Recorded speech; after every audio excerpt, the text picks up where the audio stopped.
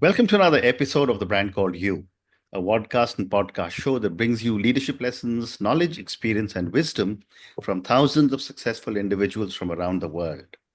I am your host, Ashutosh Garg, and today I'm delighted to welcome for a second time an accomplished professional from the world of design talking to us today in his new avatar as an author from Gurgaon, India, Mr. Sunil Malhotra. Sunil, welcome to the show. Ashutosh, so nice to see you, and thank you so very much for having me on the show. Thank you. Uh, Sunil is an author, and all of you know I'm very partial to authors. He's an author of a book titled Yoga AI, which is an interplay of yoga and artificial intelligence. And in his other life, Sunil Malhotra is the founder and chief executive officer of Idea Farms. And if you're interested in that conversation, go and search for it on my website. So, Sunil, let's come straight to your book. What was the inspiration for you to write Yoga AI, and what is the core message you want readers to take away? Uh, so, okay, so I mean, because it's an invented word, you can call it Yoga AI. Some people call it Yog AI, Mm. more in keeping with the fact that in Sanskrit it's Yog and not Yoga. Yeah. But in my design avatar, since I have a design background, I thought I should create something that's unique and memorable. Yeah. So I like to call it YOGAi. Mm. So like Ikigai, so Yeah. YOGAi. Yeah, Wonderful. so that's what this book. That's how this book. That's the avatar of this book. Mm. Um, I'm going to try and answer this question about what got me interested or got me intrigued. So actually, the honest answer is that um, I don't think this was a very intentional idea to bring yoga and AI together. Mm. It somehow happened in the sense that, okay, so one way to look at it is that, it was the culmination. I was also searching. It was a culmination of my entire life's work. Mm. And I've been involved with exponential technologies for a few years. I've been tracking its growth and I've seen the way it's been accelerating. And yoga suddenly, around COVID, I became interested in yoga because of a personal reason. Mm. I had a little bit of a breathing problem, COVID, and that was scary. And Mm.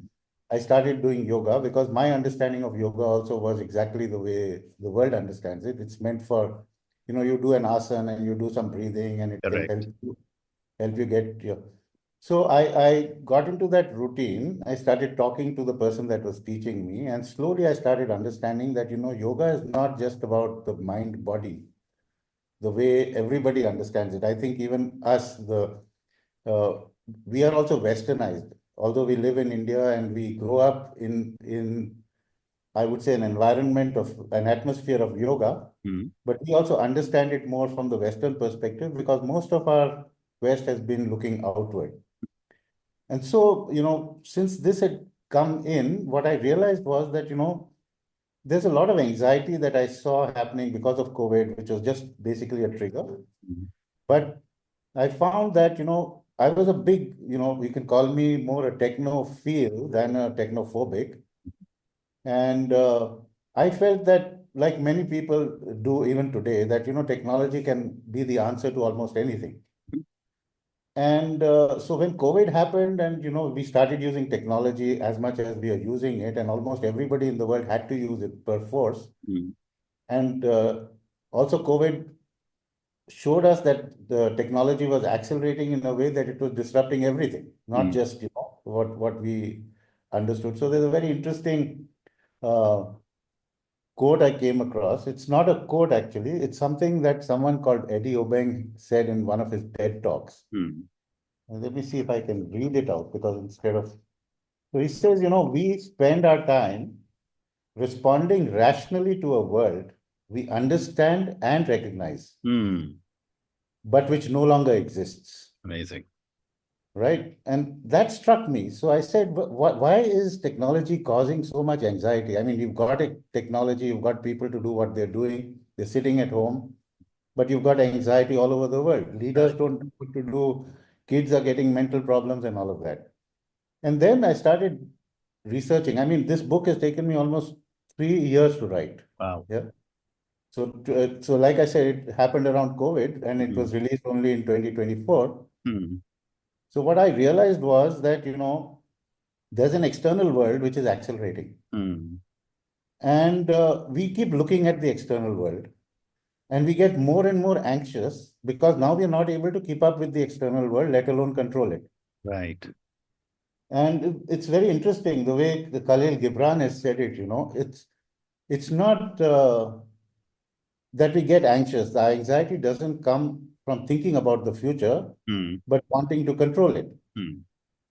And then I realized that it's not the external world can't be controlled anymore because Hmm. it's overtaken human needs, has gone to a certain extent. Right. And I said, so since I was parallelly looking at yoga, Hmm. I came across Patanjali's Yoga Sutras, and that Yeah. gave me an actual understanding of what yoga really is, right? Hmm. Hmm. It's not just these 3 steps of asana, pranayama, and meditation. Yeah. There are 5 other steps. And that was an epiphany for me. It was an aha moment. It Hmm. said, oh, wow, you can't control the external world, but you Correct. can control yourself, Hmm. right? And why are you not able to control yourself?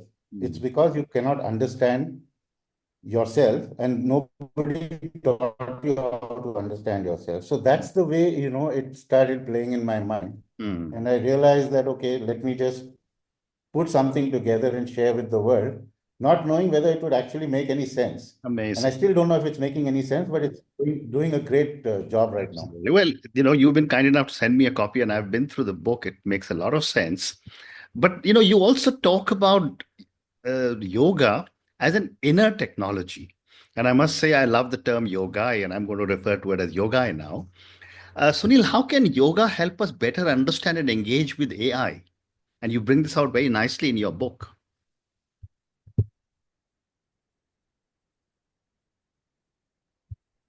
See, I need to just bring this into focus because people need to understand this. By yoga, I actually didn't mean just the yoga part of it, I right? I know. used it as a proxy or a I'm with you. placeholder Yeah. for inner technology, like you put it, right? So Hmm. it's your inner journey. Hmm. And I've used AI more as a proxy for exponential technologies. Hmm. And in marketing terms, if you bring these two together, that's the way, people can get engaged with the topic itself and create the kind of intrigue. Otherwise, it's so blown over and there are so many dimensions to it, so many connections. It's very difficult to understand both of these together. Correct. So one of the things I've tried to do in the book, I'm sure that this will not bode very well for most people listening or wanting to buy the book, is that this is not a book of answers, Hmm. right? So I've tried, and the big challenge for me was I didn't want my opinion to come into the book at all. Hmm. The reason I wrote the book, I felt that there was a lot of interplay between when I researched and I came to know, I said, okay, this is something that the world needs to know. Hmm. In some sense, I could say that this is my karma yoga, this is my seva Hmm. world, because I gained so much of understanding and knowledge throughout my life on technology and the external world. And then I Hmm. started doing the research on yoga. Right. It came across this entire, the massive uh, repository of wisdom, that exists in Eastern systems. And you can't do all of that in one lifetime. So I said, okay, let me at least try and get what I can from the Indic wisdom systems, mostly the Upanishads. Yeah. And I thought instead of saying that there is a way that, if you look at the Descartian or the Newtonian way of doing things, you're typically looking at something that can be applied one-on-one to something else, right? So there was this entire temptation, even I had, to say that, okay, how do I understand yoga, understand inner technology? How do I apply it to the problem in the external world? Correct. And I said, that's limiting the entire idea. Because see, if you look at it, there's so many self-help books that line the aisles of every bookshop. I mean, today physical bookshops are not there, but you see Yeah. that's a section that everybody goes to.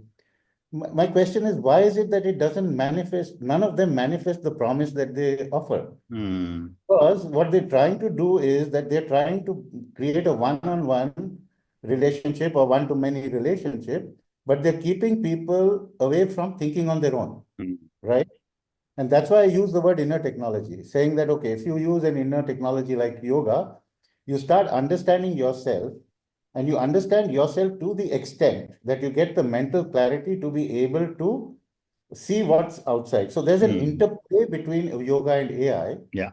The interesting thing that I found was that, if you look at the inner world, it's represented by yoga, Upanishads, it's very ancient. And the external world is all the technological Right. science, which has really brought us to where it is. Correct. But the greatest part is that both of them intersect at the human being. They Mm. don't intersect anywhere else, right? Yeah. Which means that at a human level, not even at a robotic or anything, it's only at a human level Mm. that you're able to connect both of them Mm. through yourself. You can't do it by any other methodology. Correct. So Correct. that's the inner technology bit. Very interesting. Very interesting. Your book also talks about uncommon sense, Sunil. What does this mean in the context of technology and personal growth?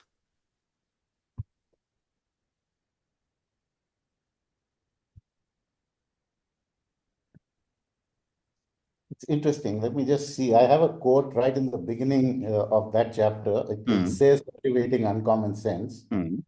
And that really, it's by Albert Einstein, right? It Mm-hmm. says, common sense is actually nothing more than a deposit of prejudices Mm.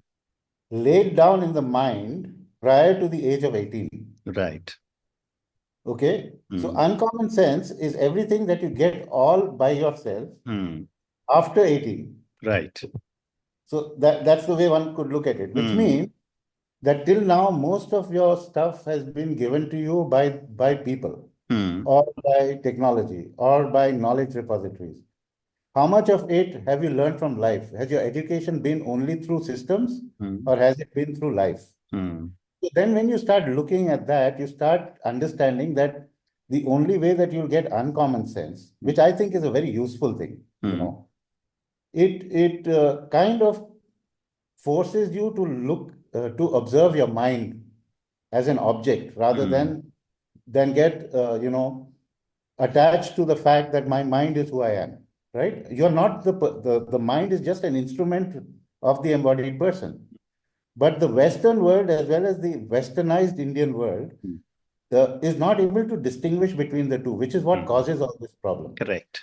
So when you come to an uncommon sense, it means that this is something that will actually help you move forward. I'll give Mm. you a story. So one way to look at it is that, there's a tendency to believe that if I make money, money is a bad word, Right. right? Mm. And that I can't make money doing good.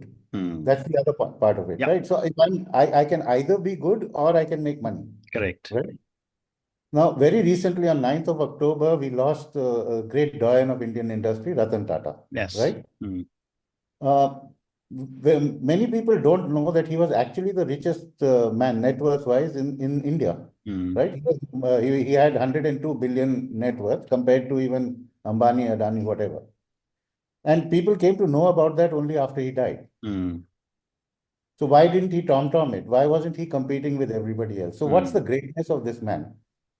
There are ways that you can compare him with even Steve Jobs, right? Mm. Steve Jobs also created something worth trillions of dollars, Correct. right? But if you look at it, the only connection between the two from that you can find, Mm. apart from the fact that they are both doyens of industry, Mm. spirituality, Mm. right? Now, Steve Jobs gives a lot of credit to spirituality. Mm. Ratan Tata doesn't, Mm. because Ratan Tata lives the human life, Mm. and uh, Steve Jobs gets spirituality and uses it as a tool to further his own Correct. individual advancement or whatever Mm. it is. If you look Mm. at Ratan Tata, I think chapter 9 of my book has this very interesting story, and I think it's worth telling here. Mm. And it's a famous story now. Apparently, there was a radio interview in which he was asked, what do you think about happiness? What is happiness for you? Mm. Ratan Tata apparently said, that I've had different views of happiness throughout my life. So when I was growing up, I was a young person. I thought accumulating a lot of wealth would make me happy. And so once I became the chairman of Tata, I realized that I had the best of life, but I didn't feel fulfilled at that time. My happiness was somehow, a little jaded. Then I thought, maybe achievement. So this is the karma part of it. If you look at it, the Yeah. karma in So then he thought that maybe, if I actually beat the best of the best and get Tata one of the contracts against all competition, international competition, maybe Mm. that'll make me better. So that's the Mm. artha part of it, that I can create wealth and name and fame for myself. So he did that. And he still found that, it wasn't lasting. He got that, it was there. He probably didn't want anymore because he was Ratan Tata, but at the same time, he felt that it wasn't something that lasted. I mean, as long as he was looking out for it, it was something that motivated him. The moment he got it, because apparently what he got was he got 95%. Tata got 95% of the diesel supply to Africa Mm. against all the other big companies that were competing with him worldwide. Mhm. And then, strangely, a friend of his called him and said, Ratan, I want you to donate 200 wheelchairs to disabled kids. So, knowing Ratan Tata, he said, yeah, fair enough, I'll give you the money. So he said, no, I don't want the money. I want you to give them personally. Yeah. So Ratan went across and he actually gave wheelchairs to these kids. And he said, that was the first time that I felt the joy which was lasting, because it was not my happiness, but it was their joy that I was feeling in receiving something as valuable in their lives, Yeah.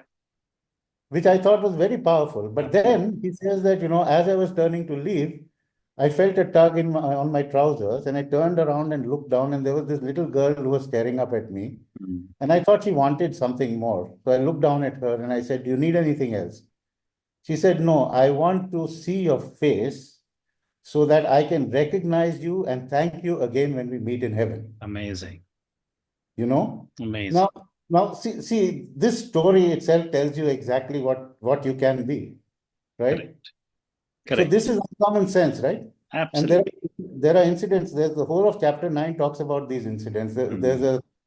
There's the incident about, I mean, the story of Wikipedia, Mm. which is everything for free. It Mm. has dethroned the incumbent Encyclopedia Britannica Mm. and has not charged anything ever, Yeah.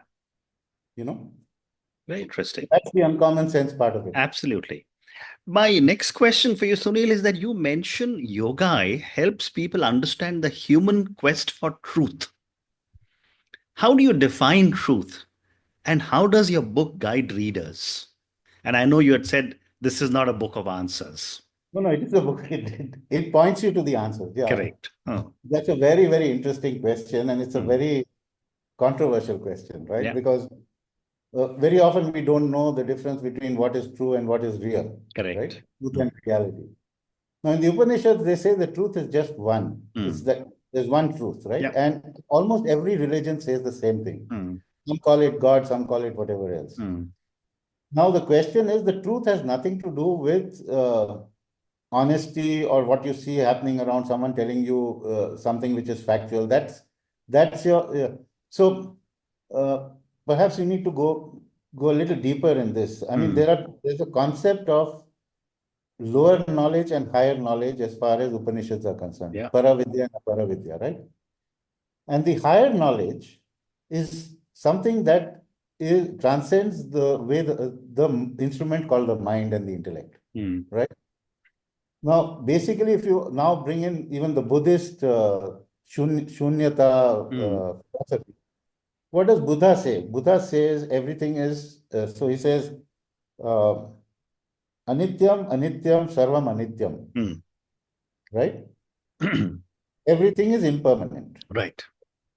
Shanikam, shanikam, not only it's impermanent, shanikam, shanikam, sarvam shanikam. Shanikam Mm. means it's also momentary. It's not just Mhm. it's impermanent, but it's Correct. okay, and so he says, because of that, you have what is called suffering, which is dukkham dukkham, Mm. nityam dukkham. So Mm. at the end of the day, it's only suffering, right? Yeah. And therefore, shunyam shunyam, sarvam shunyam, Mm. which means everything, there's nothing actually exists, Mm. right? Mm. Now that actually is the higher truth. Mm. The real truth is that, and this is when you see yourself from the mind-body complex as this individual. Right. One of the reasons that the world is going through the crisis that we are going through today, across the board, right? Whether it be the wars that we are facing, whether it be the political and geopolitical problems that we are facing, Mm. whether it be current ongoing pandemic or something else that's going to come, whether it's the mental health and anxiety, all because we create this separation because we identify so strongly with this individual person that we are. Now, this individual person comes as part of what is called transactional reality. But at the higher level, the truth is that we are all connected. It's like William James said, right? We are like islands in the sea. Right. Disjointed at the surface, but connected at the bottom. Now, this has been always, if you look at it also, I think it was even this time, I think the G20, Modi ji, I think the motto was Vasudhaiva Kutumbakam. Yes. The world is one family, right? Now, when you look at world as one family, you look at oneness, you look at reality, the truth basically is something that you can only find for yourself. Nobody can tell you. Correct. And that's how you have to get down to yoga, because you have to understand yourself. And you will find the truth. And the beauty is that you and I will find the same truth. Correct. If we make the effort of going there. Absolutely. So that is truth. Well said. So we'll have time for one more question. I wish I had the time to keep talking to you. My last question to you for today is, what do you envision as the future of the relationship between technology and spirituality? They're actually two things coming from opposite directions, going exactly to the same destination. Science is also looking for the truth and using a path that takes it from one side to the other. And we are coming on the other side of the mountain through spirituality. So, like I said before, right? The technology represents the outer part of the human being. Correct. Spirituality represents the inner part of the human being. But both of these don't intersect anywhere because the human being is the only, as far as I know, as far as we know, the only sentient being on earth that has been given the faculty of knowing. Correct. And articulating. And so when you look at it from that perspective, both of these will converge only at the human being. And that's the connection between yoga and AI also. I don't know if I've answered your question. No, it does. It does. It does. But, I'm in complete agreement with you. And on that note, I just want to say, Sunil, this has been an incredible conversation.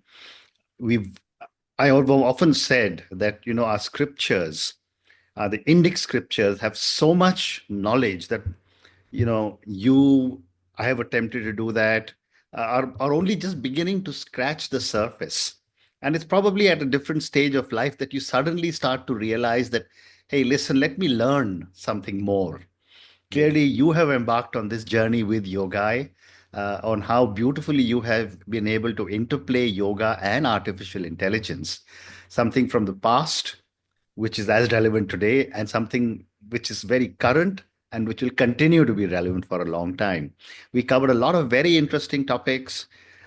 These are topics where I think you and I can just keep talking for hours on end, but unfortunately, the clock forces me to bring our conversation to reduce the time of our conversation from the perspective of our viewers and listeners.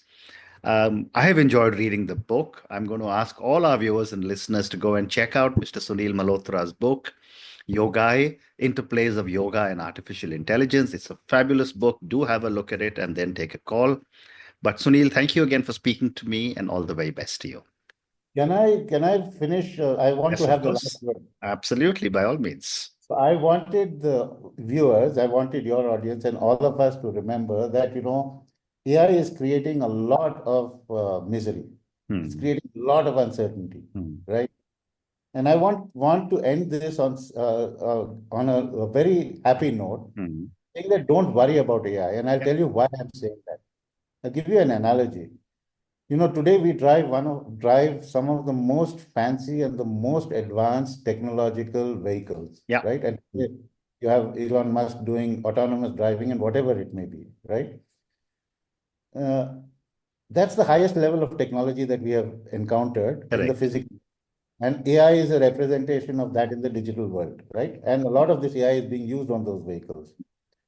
as the driver of the car, how much of AI do you need to know? Of the engine do you need to know? How much of Very little. technology, right? So we are all going to be able to use AI, and Yeah. we are already using maybe almost 200 applications we use, right, of AI without even noticing. Correct. So let's not, worry about the Western dystopian view of AI. Let's just figure out how do we. It doesn't take much to drive the most fancy car, right? Absolutely.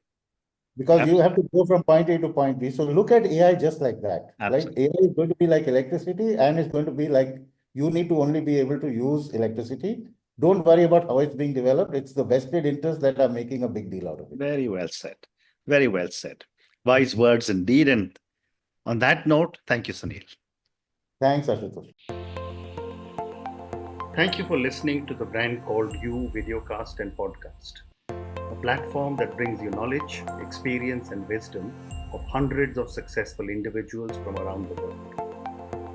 Do visit our website www.tbcy.in to watch and listen to the stories of many more individuals.